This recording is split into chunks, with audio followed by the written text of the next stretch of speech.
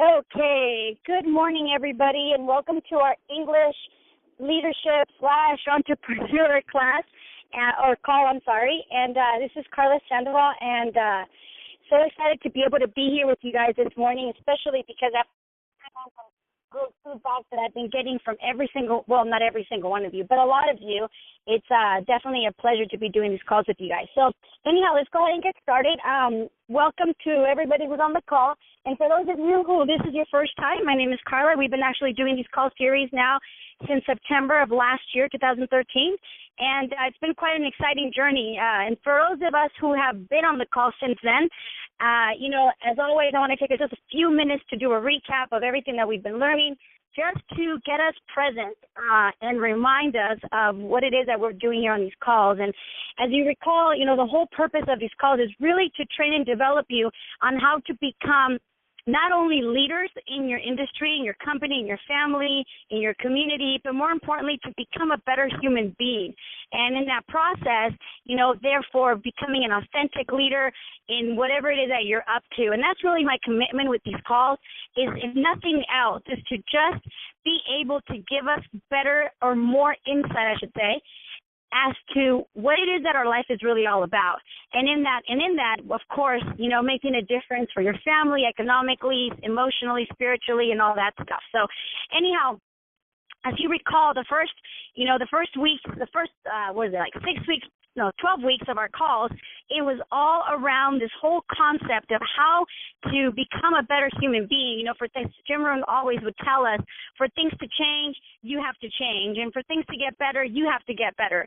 But I don't know about you, but for many years, I really didn't understand exactly what that meant, like to be better and be more attractive. I thought it meant wearing better shoes and having cuter hair and all that stuff. I really didn't get that what he really meant was that you attract success by the person you become.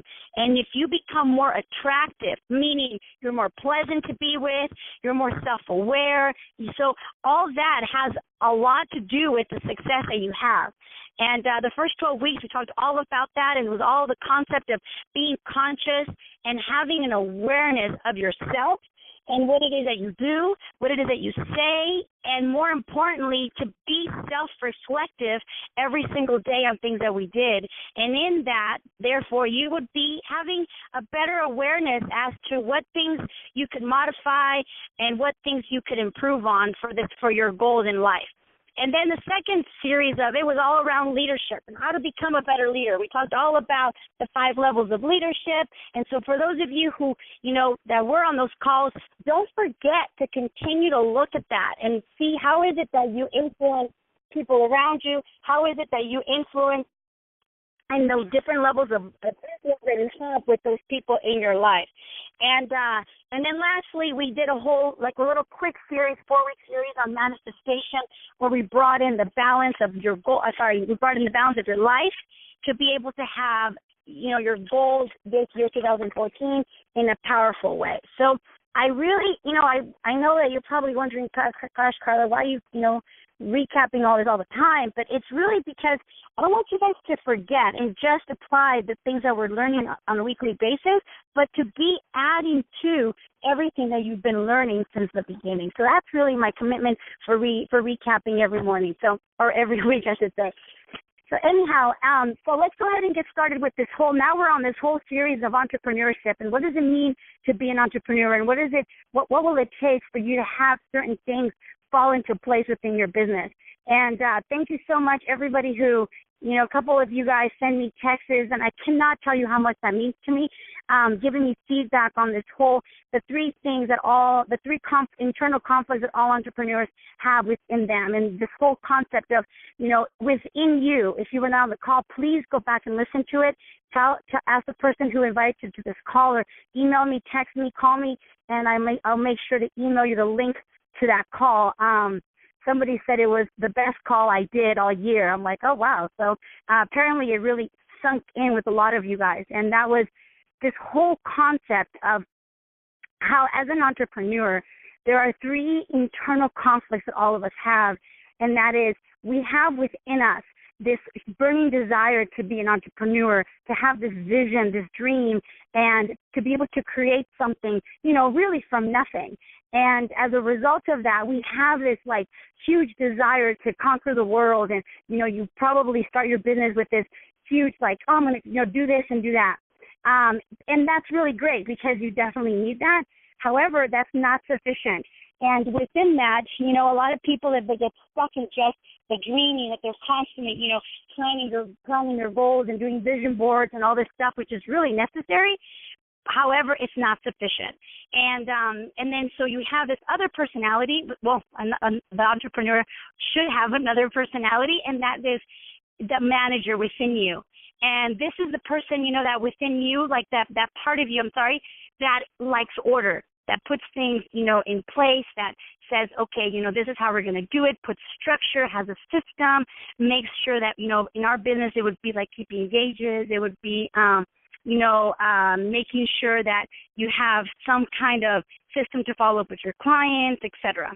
So, a lot of times the entrepreneur doesn't really get along with the manager within you because it's fun to create and plan and all that stuff. And then the manager inside of you is kind of thinking all right, man, enough with the planning. We need to make sure that we actually implement some strategies and some structure here to make sure that we actually accomplish these goals and this vision that we're creating. And then we've got the third part of us, which is the technician within us. And, as I shared with you on that call, this is where most people really spend most of their time in, and that is that part of you that's in action. The technician is the one that actually makes things happen. It's the one that, in our business, would be would be the one that's actually doing the contacts, showing up at the fit camps, etc. And the technician really doesn't get along with the manager, really doesn't like the entrepreneur side of you, because it's kind of like when the entrepreneur inside of you is planning everything, the technician inside of you is all right, let's do this, And the challenge with this is that, as I shared with a lot of you, and I think this is what resonated with a lot of you last week, is that, or 2 weeks ago, or whenever it was, is that a lot of the times we spend so much in the technician part where we're just doing, and then we're working, and then you don't really know is the plan working because you don't stop and check. You don't do a check system, a checks and balances. Am I on track? Is this really working? Am I really hitting my numbers? Am I hitting my goals? And then, you're working like crazy 90 days out, and then you're at the next leadership development weekend or at the next extravaganza, and you kind of are sitting there at the event, and you're looking around going, what happened? I had these plans, I had these goals, and nothing really occurred. And the reason being is because while it is true that, a lot of times people will tell you, it doesn't matter what you do, just keep doing it. Like I said, I want to challenge that, because while that might be somewhat true, to a certain extent, don't change your plan, but that doesn't mean you can't stop and check and modify, stop and check and adjust. And so why I'm bringing this up is because we're going to build on that today. And so when you have these, three personalities, and you can really balance them out, you could really do, your plan, and then you put the system, and you get into action. And maybe in the middle of the month, you go back and check your plan, check the system, and check your actions just to make sure that they're all in alignment with where you're going. And so why I say this is because so many people definitely probably could relate to that, because a lot of the times we don't take that time.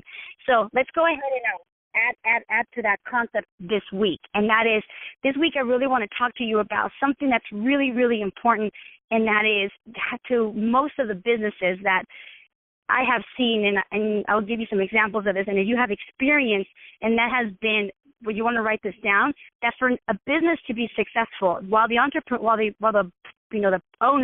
should have, the entrepreneur and the manager and the technician in line, there's also something that the business in itself must have to continue its success. Okay, so, the internal part we've covered. Now let's talk about, well, it's still internal, right, because everything really lies on you. But let's talk about what is it going to take to be able to continue to have your business go and thrive. And that is this really important concept of consistency. So I want you to write that down. Consistency with my business. Now, I know so many times we talk about how you need to be consistent, right? Like if you plan your work and work your plan and, be consistent about even being consistent and being consistent every day with the products, being consistent every day with your plan, with your personal development, with your core four that we talked about, being consistent day in and day out personally is really important to keep you on track. But what I'm talking about here today is really being consistent, your business being consistent.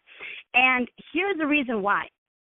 Many times we feel like, I shouldn't say we feel. Many times we have experienced a brand new person. If this wasn't you lately, maybe it's been a while, but you definitely have had those people in your organization that come into your business full force. Like they're super excited, want to conquer the world, and whatever you tell them, they totally do. They get their clients, and they're really good about following up. They're really good about, doing the measurements, and, they get a client and they give them outstanding customer service, and they get them on the products. They do the follow-up. They text them these inspirational messages. They make sure that the client is on track. They're really caring about the client, and therefore these people have 20, 30 clients like nothing, like super easy. The referrals come super easy because of the extraordinary customer service that this person is giving their clients. Then all of a sudden, 3 months out, this particular person, business owner, let's call them, starts getting comfortable. And you're kind of thinking, well, the clients are adults, and really it's fine. I don't need to send them those little cute messages, and it's really fine. I don't really need to measure them anymore. 3 months out, 4 months out, they should know. And then all of a sudden, the customer service starts to decline. And that particular client that used to purchase, $200, $300 worth of product, all of a sudden starts declining also their sales. It's like now they're just getting, just the nutritional program, and then it goes down 3 months after that, just a shake, etc. And the distributor or the business owner is kind of wondering, like, what's going on? Is it the economy? Is it people out there? And they start thinking about all these outside sources of why this is occurring. What they don't realize is that they have shifted and they're no longer consistent with their business. And this happens all the time in our nutritional clubs. I'll give you a quick example of this book that I'm reading, and I love the example that it's shared, and I'm going to use it as an example so that it could be general, because you could apply this if you have a nutritional club, if you're doing the fit camps, if you're doing HOMs, STSs, whatever the case may be. And I can relate because I will confess, as I told you, I have no problem confessing all my, I don't want to call them mistakes, my learning experiences that I have had with my business. And when I was reading this example, I was like, oh my gosh, that totally happened to me. So I'm going to give you this quick example so that you can apply it to anything in your business. And I know that at some point, each and every one of you have experienced it. So let's just talk about this particular gentleman that goes into a barber shop for the very first time. It's a new city. They go into this barber shop, and they walk in, and they get greeted really great. They're like, let's just call him John, right? Good morning, John. And John sits down to the barber seat, and then, the barber welcomes him and explains to him how, this is, how long they've been doing in business. And then he says, we do things a little bit different here. I'm really, committed to quality haircuts. So what I'm going to do is I'm going to first, wash your hair to make sure that I have a clean, you have a clean hair, and so I can cut it. And then, so he goes and gets his hair washed first. Then the barber starts cutting his hair. Doesn't use only uses clippers, no electrical, nothing, like no razor, nothing, just all hand clippers, right? Scissors. And starts cutting his hair, and all of a sudden this beautiful lady comes up and goes, hey, John, would you like a cup of coffee? And the guy's like, oh, yeah. And John's so, feeling so great because he has all this attention. He feels super, super taken care of. Then after the haircut is complete, the barber walks him over and washes his hair again. And after the hair wash, starts rubbing his shoulders, getting a little neck massage, and John's sitting there feeling fantastic, right? And then all of a sudden, he gets up and pays his dues and gives him a tip, and then and the lady says, would you like to schedule a follow-up? And he's thinking, of course, this is great. So he books another appointment for, let's just say, a month out, right? So the second month comes back. Oh, by the way, the haircut came out extraordinarily fabulous. Okay, John's super excited. Not only did they treat it well, but the haircut was fabulous. Then all of a sudden he goes and says, okay, I'm going to get another appointment. A month later comes back, and this time, he opens the door, and there's still a lady there welcoming him. Hey, good morning, John. Good morning. And then he sits down, and the barber's like, hey, good morning. And the barber all of a sudden grabs the scissors. And John's thinking, hey, what happened to my hair? What happened to my wash? I thought he said it was important to wash the hair before the haircut, but John says nothing. And then the guy starts, cutting his hair and clip, and then all of a sudden John notices that the barber, only uses the scissors 50% of the time, gets the buzzer thingy, whatever you call that thing, some electrical device, and uses to cut it the other 50% of the time. And John's thinking, I thought, this is interesting. So he's kind of wondering, but he doesn't say anything. So then all of a sudden, he's like thinking, hey, where's that girl? What happened to my coffee? Oh, it must be the assistant's day off. And so he doesn't say anything, but all of a sudden he realizes that the assistant really is there. She comes around the corner, and John sees her and just says, hey, good morning, John. But doesn't offer him any cup of coffee. Now, John's kind of like, I wonder what's going on. And now he's feeling like, like something's different. Yet, he goes and gets goes afterwards to get the haircut. The barber goes over there and washes his hair, and everything's great. And then all of a sudden, he kind of does the massage, but nowhere like he did it the very first time. But, he leaves, and his haircut is still fabulous, right? And so John's like, God, wasn't like the first time, but decides to say nothing. So all of a sudden, the lady says, hey, you want to book another appointment? And he does. So now in the next month, he comes back, and, this time the lady's still there, welcomes him, good morning, John, sits him down. The barber only uses the scissors again, and again doesn't wash his hair first, just goes straight and starts cutting, goes and washes his hair, doesn't give him a massage this time. And as he goes back to the seat, the assistant comes up to him, this time doesn't offer him a cup of coffee, offers him some wine. And John's kind of like, he just doesn't want to say anything to all this, so he just lets it be. However, he realizes that, it's like things are just not consistent. But he feels kind of weird saying something, so he doesn't.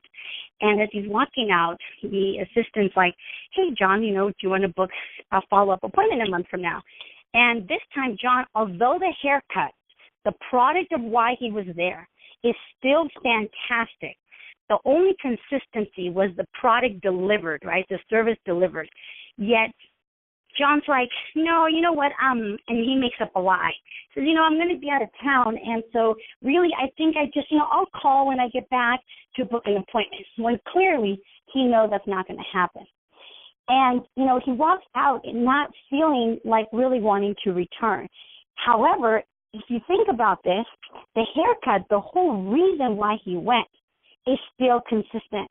The whole reason why he went to have a fabulous haircut, the product was delivered, okay? But because of the experience not being consistent, John doesn't go back, doesn't have that desire, and he doesn't really know this, like, consciously. It's not like he's sitting there going, well, because they didn't give me a cup of coffee, and because, it's not like that. It's just most of the time people do things completely from an emotional, point of view, from an emotional perspective. They don't really sit there and quantify, like, the things, oh, yes, this is why and this is not why. I mean, they don't really do that.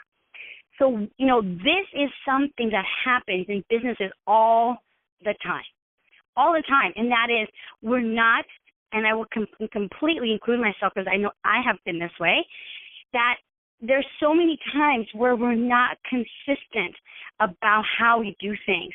We're not consistent with the experience that we give our clients, and therefore, all of a sudden, things start to shift. What used to be 20 clients are just now starting to twinkle down to maybe, 5 referrals, like when there used to be 20. And the 20, 30 clients now go down to maybe 15 to 10 and you're kind of wondering why. And you're thinking, gosh, they got phenomenal results. Our products are amazing. Like the haircut, our products are always consistent. But it's the experience that people have with our products. It is the experience that people have with us, the experience they have at Fit Camp, the experience they have at the HOM, the experience that they have at the STSs. It is the experience being consistent that will get them to come back time after time. I know there's so many of us on the phone here that have clients that have been on the products for years, and they are not necessarily getting the results that they should or they want to have, or that they said or claim to want, yet they keep coming back time and time again. And if you ever wonder, why is that? This person has, been, challenged her. She's been like, she's been trying to lose these last 10 pounds and hasn't been able to, yet she keeps coming back. Why is that? And if you were to ask them, and if they were to be honest with you, it has almost nothing to do with the product and almost everything to do with you, with the team, with the experience, the consistency of how they feel when they come to your HOM, the consistency of how they feel when they come to the Fit Camp. That is really what gets them to come back. It's what they say, people don't care how much you know until they know how much you care. And why I'm sharing this with you is because if you think about this, this is what normally occurs at our business, in our businesses. Our nutritional clubs, you've got to start thinking in your Fit Camp, in everything you do. I am going to challenge you to start thinking with the end in mind, meaning that you must start to look at your business like if it's already a huge magnify your business tenfold, and think every time you do something, think, if my business was 10 times this size, 5 times this size, could I do this? And if the answer is no, I'm not saying to not do it, but I'm saying start thinking of ways that you could do it in a way that's more effective, that's more efficient, and that's more duplicatable. Because at the end of the day, our business, and every business really, it's all about duplication.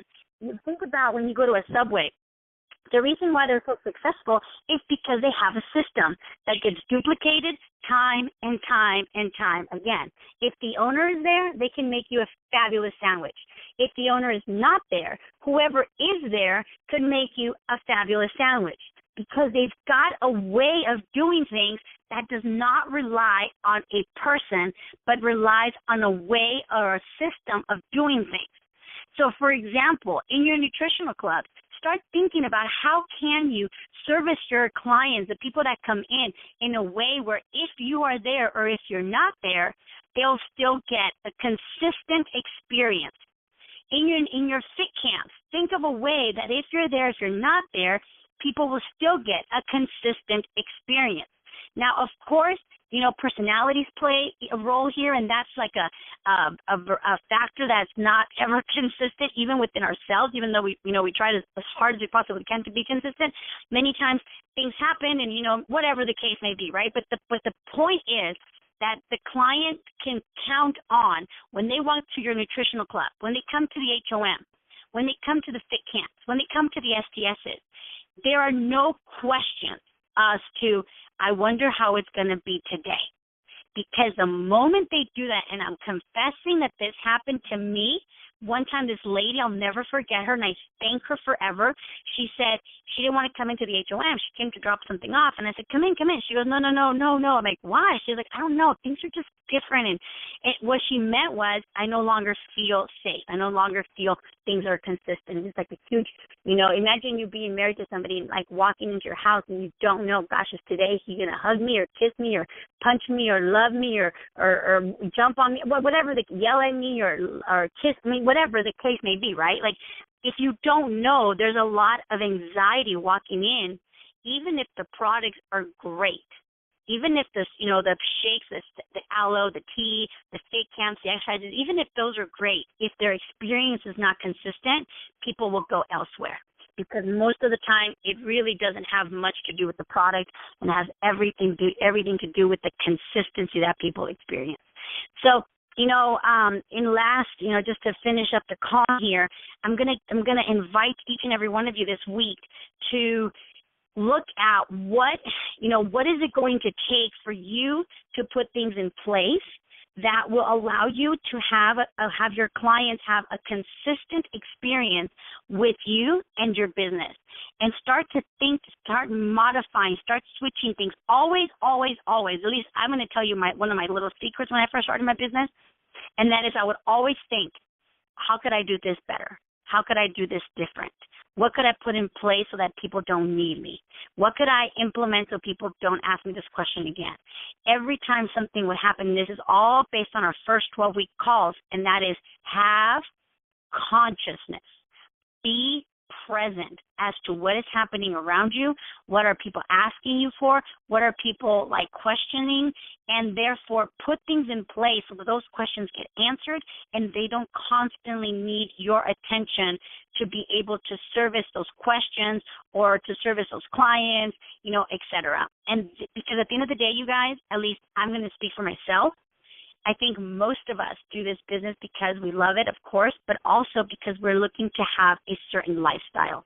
And if your lifestyle is for people to constantly be calling you and be dependent, then okay, no problem. But if your desired lifestyle is to one day be able to be on the beach with your family, take a week off, and have things still run with or without you, then you must start looking at your business that way. You must start your business, like I said in the beginning of the call, with the end in mind. What can you put in place so that people have a consistent experience, even if you're not there?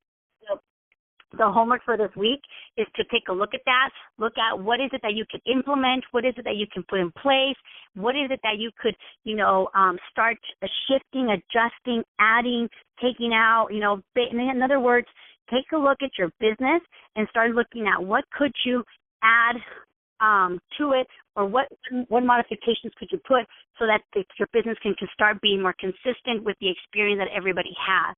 And every time you do something, remember, just think, if my business was twice the size, could I be doing what I'm doing right now? And could anybody do what I'm doing right about now? And if the answer is no, don't beat yourself up. Keep doing what you're doing, but start shifting, start modifying, start adding, start subtracting certain things. So with that said, you guys, thank you so much for being on the call. Please, let me know if there's anything that you need. If you can call me, email me, text me with any questions you may have. If you want the links to the other calls, please, send me a text or an email, and I'll send you the links via email, because that's about the only way you can hear them right about now. So anyhow, with that said, have a fantastic week. Make sure that you're conscious and you're present, and that you continue your core 4 concept, bringing balance into your life. And God bless each and every one of you, and we'll hear you next week. And don't forget, this call is recorded for a whole week, so you can feel free to share with whoever you like. All right, with that said, have a fantastic week, and bye-bye.